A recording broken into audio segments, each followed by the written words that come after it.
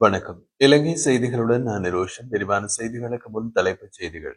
கடந்த ஆண்டு இலங்கை நாடு தனது உள்நாட்டு மற்றும் ராஜதந்திர உறவுகளில் சமநிலையை பராமரிக்க வெற்றி பெற்றுள்ளது. ஜனாதிபதி அனுருகுமார திசாநாயக்க. மத்திய வங்கியின் முன்னாள் ஆளுநர் அர்ஜுன மகேந்திரனை கைது செய்வதற்கான நடவடிக்கைகள் அரசு கைவிடவில்லை என்று சுட்டிக்காட்டு. மன்னாரில் அமைதி போராட்டத்தில் ஈடுபட்டு வந்த மக்களை போலீசார் தாக்கியுள்ளமையை கண்டித்துள்ள தமிழ் தேசிய மக்கள் முன்னணியின் தலைவர் கஜேந்திரகுமார் பொன்னம்பலம். சிவப்பு அறிவித்தல் பிறப்பிக்கப்பட்டுள்ள 72 சந்தேக நபர்களில் 32 பேரின் இருப்பிடங்கள் இனம் காணப்பட்டுள்ளதாக பொதுமக்கள் பாதுகாப்பு அமைச்சர் ஆனந்த் விஜயபால தெரிவிப்பு. தொடர்வது விரிவான செய்திகள். ஜனாதிபதி அனுருகுமார திசாநாயக்க கூறியதன்படி கடந்த ஆண்டு இலங்கை நாடு தனது உள்நாட்டு மற்றும் ராஜதந்திர உறவுகளில் சமநிலையை பராமரிக்க வெற்றி பெற்றுள்ளது என்று தெரிவிக்கப்பட்டுள்ளது. ஜப்பானில் வாழ்ந்து கொண்டிருக்கும் இலங்கை சமூகத்துடன் நடைபெற்ற சந்திப்பின் போது அவர் இதனை உறுதிப்படுத்தினார். ஜனாதிபதி மேலும் தெரிவித்த போது நாட்டினை முன்னோக்கி கொண்டு செல்வதற்கு தேசிய ஒற்றுமையை உருவாக்க வேண்டியது அவசியம். இது வரலாற்றில் குறிப்பிடத்தக்க ஆண்டு என்று அவர் சுட்டிக்காட்டினார். 76 ஆண்டுகள் ஆட்சி பொறுப்பில் பிறகு பொதுமக்களின் பணம் திருடப்பட்டதாகவோ வீணடிக்கப்படவோ செய்யாத அரசு உருவாக்கப்பட்டுள்ளதாகவும் அவர் குறிப்பிட்டார். அரசாங்கம் இன்னமும் நடவடிக்கைகளை முன்னெடுக்க வேண்டும். பழைய அனுசரணைகளை ஆழமாக மாற்றி அதனால் நிர்மூலமான பொறுமைகளை கொண்டு சிறந்த நிர்வாகம் உருவாக வேண்டும் என்று அவர் வலியுறுத்தினார். அதற்காக முதல்கட்ட நடவடிக்கைகள் எடுக்கப்பட்டு சிறந்த அரசு சேவையை உருவாக்க தேவையான அடிப்படை நடவடிக்கைகள் தொடங்கப்பட்டுள்ளது. ஜனாதிபதி கூறுகையில் இலங்கையின் பல இனக்குழுக்கள், மதங்கள் மற்றும் தனித்துவ கலாச்சாரங்களை கொண்ட மக்கள் வாழ்கின்றார்கள். இந்நிகழ்விலானிலேயே மாறுபட்ட மொழி கலாச்சார வேறுபாடுகள் வந்து ஒற்றுமையினை உருவாக்குவதே நாட்டின் முன்னேற்றத்திற்கு தேவை. நீண்டகால அரசியல் பிரச்சாரங்கள் காரணமாக மக்கள் பரஸ்பர அந்நியப்படுத்தப்பட்டுள்ளார்கள். இதே காரணமாகவே மோதல்கள் மற்றும் பிரிவினைகள் உருவானது. அதிக காலமான அரசியல் இயக்கங்கள் இன அடிப்படையிலான பிரிவுகளையும் கொள்கைகளையும் உருவாக்கியதால் மோதல்களால் கலங்கிய ஒரு நாடு முன்னேற முடியாது என்று அவர் விளக்கினார். ஆகையால் கலாச்சார பன்முகத்தன்மையினையும் மொழி மத வேறுபாடுகளையும் ஒற்றுமையாக இணைக்கக்கூடிய அரசை உருவாக்குவதே பிரதம குறிக்கோள் என்றும் ஜனாதிபதி தெரிவித்தார். அதிக காலமான அரசியல் இயக்கங்கள் இன அடிப்படையிலான பிரிவுகளையும் கொள்கைகளையும் உருவாக்கியதால் மோதல்களால் கலங்கிய நாடு ஒன்று முன்னேற முடியாது என்று அவர் விளக்கினார். ஆகையால் கலாச்சார பன்முகத்தன்மையினையும் மொழி மத வேறுபாடுகளையும் ஒற்றுமையாக இணைக்கக்கூடிய அரசை உருவாக்குவதே பிரதம குறிக்கோள் என்றும் ஜனாதிபதி தெரிவித்தார். ஜனாதிபதி மேலும் கடந்த ஆண்டு எந்த இன மோதல்களும் பெரிதாக அதிகரிக்காத ஆண்டு என்பதை தெரிவித்திருந்தார். இருப்பினும் இன்னமும் பல முன்னேற்றங்கள் தேவைப்படுவதாகவும் சட்டங்களை எழுதியவர்களை அவற்றை மீறுவது ஏற்றுக்கொள்ள முடியாதது என்றும் குறிப்பிட்டார். சட்டம் மட்டும் போதாது, அதனை நடைமுறைப்படுத்துவதை உறுதி செய்ய வேண்டும் என்றும் கௌரவமுடன் ஜனாதிபதி தெரிவித்தார்.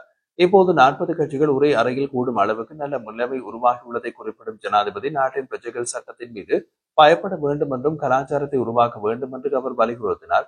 ஸ்ரீலங்காவில் சிங்களர், தமிழர்கள், முஸ்லிம்கள் ஒன்றாக இணைந்து ஆழ மோதல்கள் இல்லாத சம உரிமைகளிலிருந்தும் சமநிலையான ஒன்றை நிலைநாட்டுவதற்கே தற்போதைய அணுகுமுறை என்று அவர் தெரிவித்தார்.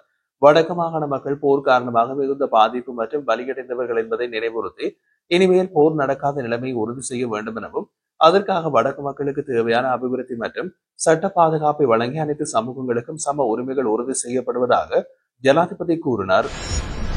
தேசிய மக்கள் சக்தி அரசாங்கம் சமர்ப்பிக்க உள்ள வரவு செலவு திட்டத்தில் எந்த புதிய வரிகளும் விதிக்கப்பட மாட்டாது என்று ஜனாதிபதி தெரிவித்தார். ஜப்பானில் நடைபெற்ற நிகழ்வில் உரையாற்றியவர் வரிச்சுமை அதிகரித்துள்ளது என்று சிலர் கூறுகின்றார்கள். ஏன் இவ்வாறு ஏற்பட்டுள்ளது என்பதை கண்டறிந்து தீர்வு காணப்பட வேண்டும். பொருளாதாரத்தை விரிவாக்கியதால் தான் வரிகளை குறைக்க இயலும் என்று கூறினார். அனைத்து குடிமக்களும் 18% வரிகளை செலுத்துவது நியாயமற்றது என்றும் பொருளாதாரம் விரிவடையாத சூழலில் முந்தைய அரசுகள் புதிய வரிகளை அறிமுகப்படுத்தியதே தவறான நடைமுறை என்றும் சுட்டிக்காட்டினார். இதேவழி எளிதாக்கப்பட்ட பெறுமதிசேர் வரி திட்டத்தை ரத்து செய்யும் அரசாங்கத்தின் தீர்மானம் கடுமையான மற்றும் தொலைநோக்கு விளைவுகளை ஏற்படுத்தும் என இலங்கை ரப்பர் வர்த்தகர் குழு தெரிவித்துள்ளது. எளிதாக்கப்பட்ட பெறுமதிசேர் வரி திட்டத்தை எதிர்வரும் அக்டோபர் மாதம் 1ஆம் தேதி முதல் ரத்து செய்வதற்கு அரசாங்கம் தீர்மானித்துள்ளது. இந்த நிலையில் செயற்பாட்டு நீதியும் மீளப்பெறும் வழிமுறை என்று எளிதாக்கப்பட்ட பெறுமதிசேர் வரி திட்டத்தை ரத்து செய்வதன் மூலம் இயற்கை இறப்பர் தொழில்துறை பரவலான நீதி நெருக்கடி எதிர்கொள்ளும் என்று குறிப்பிடப்படுகின்றது. அத்துடன் சிறு தொழில் உரிமையாளர்களின் வாழ்வாதாரம், ஏற்றுமதி போட்டித்தன்மை மற்றும் அந்நிய செலாவணியை அச்சுறுத்தும் என இலங்கை ரப்பர் வர்த்தக குழு தெரிவிக்கின்றது. மத்திய வங்கியின் முன்னாள் ஆளுநர் அர்ஜுன மகேந்திரனை கைது செய்வதற்கான நடவடிக்கைகளை அரசு கைவிடவில்லை என்று பொது பாதுகாப்பு அமைச்சர் ஆனந்த் விஜயபால தெரிவித்துள்ளார். அவர் மேலும் கூறுகையில், அர்ஜுன மகேந்திரன் தனது பெயரை மாற்றிக்கொண்டு தற்போது சிங்கப்பூர் பிரஜையாக வாழ்ந்து வருகின்றார். அந்த நாட்டின் சட்டங்கள் காரணமாக கைது நடவடிக்கையில் சவால்கள் ஏற்பட்டுள்ளது. இருப்பினும் அவரை நாட்டுக்கு கொண்டு வருவதற்கான தேவையான மூலோபாயங்கள் வடிவமைக்கப்பட்டு வருகின்றன. அர்ஜுன மகேந்திரன் இலங்கையில் தேடப்படும் நபராக அறிவிக்கப்பட்டிருப்பதை சிங்கப்பூர் அரசாங்கத்திற்கு ஏற்கனவே அதிகாரப்பூர்வமாக அறிவிக்கப்பட்டுள்ளது. அரசாங்கம் எந்த நிலையிலும் இந்த முயற்சிகளை கைவிடப் போவதில்லை என்று அமைச்சர் வலியுறுத்தினார்.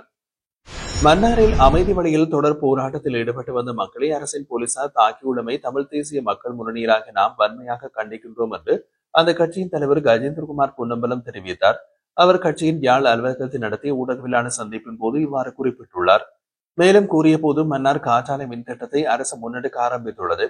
குறித்த காற்றாலையின் மின் உற்பத்தியானால் மன்னார் பாரிய அளவில் பாதிப்படைய உள்ளதாக சிவில் சமூக அமைப்புகள் பாரிய எதிர்ப்பு போராட்டத்தை முன்னெடுத்து வருகின்றனர். குறித்த மின் காற்றாலை மற்றும் மணல் அகழ்வு தொடர்பாக நாடாளுமன்றத்தில் விஜயம் செய்த மன்னார் சிவில் சமூக அமைப்புக்கு தெரிவிக்கப்பட்டதாவது, இந்த திட்டம் தொடர்பாக மன்னார் மக்களுடன் பேசி ஒரு முடிவுக்கு வருவோம் என்று கூறியிருக்கப்பட்டது. இந்த நிலையில் அரசின் முக்கிய செயலாளர் ஒருவர் மன்னார் திட்டத்தை முன்னெடுக்க எந்தவிதமான தடைகளும் இல்லை என்று திட்டத்தை முன்னெடுக்குமாறு பணித்துள்ளார். இவ்வாறான நிலைமையில் மன்னாரில் அமைதி வழியில் தொடர் போராட்டத்தில் ஈடுபட்டு வந்த மக்களை அரசின் போலீசார் தாக்கிக் கொண்டனர். இதனை தமிழ் தேசிய மக்கள் முன்னணியாகிய நாம் வன்மையாக கண்டிக்கின்றோம் என்று அவர் குறிப்பிட்டார்.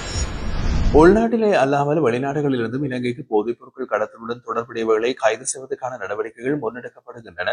சிவப்பு அறிவித்தல் பிறப்பிக்கப்பட்டுள்ள 72 சந்தேக நபர்களில் 32 பேரின் இருப்பிடங்கள் இனங்காணப்பட்டுள்ளதாக பொதுமக்கள் பாதுகாப்பு அமைச்சர் ஆனந்த விஜயபால தெரிவித்தார். மல்வத்து மற்றும் அஸ்கிரிய பீடங்களில் மகாநாயக தேரர்களை சந்தித்து போதைப்பொருள் ஒழிப்பு திட்டங்கள் குறித்த விளக்கங்களை வழங்கிய பின்னர் ஊடகங்களுக்கு கருத்து வெளியிடும் போது அவர் இதனை தெரிவித்திருந்தார். அவர் மேலும் கூறுகையில், எதிர்வரும் வாரங்களில் போதைப்பொருள் ஒழிப்பதற்கான தேசிய வேலை திட்டம் நடைமுறைப்படுத்தப்படும். வெளிநாடுகளில் 20 பேர் கைது செய்யப்பட்டு தற்போது விளக்கமறியல் உள்ளார்கள். விரைவில் இவர்கள் நாட்டுக்கு அழைத்து வரப்பட்டு சட்டத்தை முன் நிறுத்தப்படுவார்கள் என்றார். போலீசார் மற்றும் விசேட அதிரடிப்படையில் சுமார் 30,000 காலியிடங்கள் உள்ளது. அதற்கான ஆட்சேர்ப்பு நடவடிக்கைகள் தொடங்கப்பட்டுள்ளன. போலீஸ் அதிகாரிகளுக்கு சிரேஷ்ட நிலுவைகளுக்கு ஏற்ப பதவி உயர்வுகள் வழங்கப்படும். மேலும் குற்ற செயல்கள் தொடர்பான தகவல்களை பொதுமக்கள் எந்தவித அச்சமுமின்றி போலீசாருக்கு வழங்கலாம். தகவல் அளிப்பவரின் தனியுரிமை பாதுகாக்கப்படும். உடனடியாக நடவடிக்கைகள் எடுக்கப்படும். அரசியல் பழிவாங்கலுக்கான எந்த அவசியமும் அரசாங்கத்திற்கு இல்லை. நீதிமன்ற உத்தரவுக்கு இணங்கவே சட்டம் நடைமுறைப்படுத்தப்படுகின்றது. அரசியல் பழிவாங்கலை மறுத்து புதிய அரசியல் கலாச்சாரத்தை உருவாக்குவதே எங்களின் நோக்கமாகும் என்றும் அமைச்சர் வலியுறுத்தினார். நாட்டில் உள்ள மக்களுக்கு கண்ணியமான முறையில் எளிதில் சுகாதார சேவைகளை வழங்குவதை நோக்கமாக கொண்டு சுகாதார மற்றும் ஊடக அமைச்சர் நலிந்த ஜெயதிசவின் ஆலோசனையின் கீழ் நாடு முழுவதும் 1000 ஆரம்ப சுகாதார மையங்களை நிறுவ அமைச்சகம் திட்டமிட்டுள்ளது. மக்களுக்கு எளிதில் அணுகக்கூடிய இடங்களில் நிறுவப்படும் இந்த மையங்கள் சுகாதார மற்றும் நல்வாழ்வு மையங்கள் என்று அழைக்கப்படும். இது நாட்டின் சுகாதாரத்துறையில் ஒரு முக்கியமான மாற்றத்தின் தொடக்கமாக கருதப்படுகின்றது. மேலும் அரசாங்கத்தின் ஹெல்த் ஸ்ரீலங்கா திட்டத்தின் கீழ் இந்த ஆண்டில் மட்டும் 100 மையங்கள் தொடங்கப்படும்.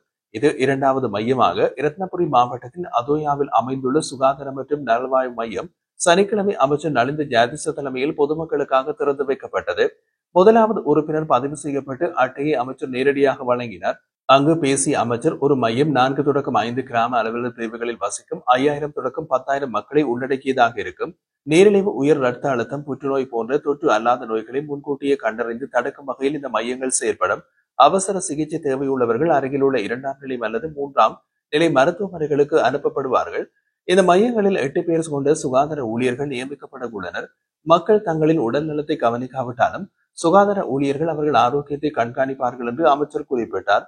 மேலும் இந்த மையங்கள் மருந்து மற்றும் ஆலோசனைகளை வழங்குவதோடு மட்டுமல்லாமல் ஆயுர்வேத சிகிச்சை, உடற்பயிற்சி, யோகா, இசை சிகிச்சை போன்ற சேவைகளையும் படிப்படியாக அறிமுகப்படுத்தும். முத்துவ அதோயா, முத்துவ கிழக்கு மற்றும் பகல ஹமுவ பிரிவுகளில் வசிக்கும் சுமார் 5000 மக்களுக்கு இது சேவை வழங்குகின்றது.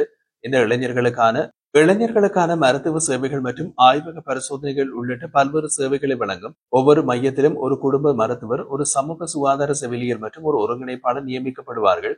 அவசர கால சூழ்நிலைகளிலும் மக்களுடன் நேரடியாக தொடர்பில் இருந்து உடனடி சுகாதார சேவை செய்வதே இந்த மையங்களின் பிரதான நோக்கமாகும். குறிப்பாக பொதுமக்களின் சுகாதார விழிப்புணர்வை அதிகரிப்பதே இந்த திட்டத்தின் முக்கிய இலக்காக உள்ளது என்று அமைச்சர் வலியுறுத்தினார்.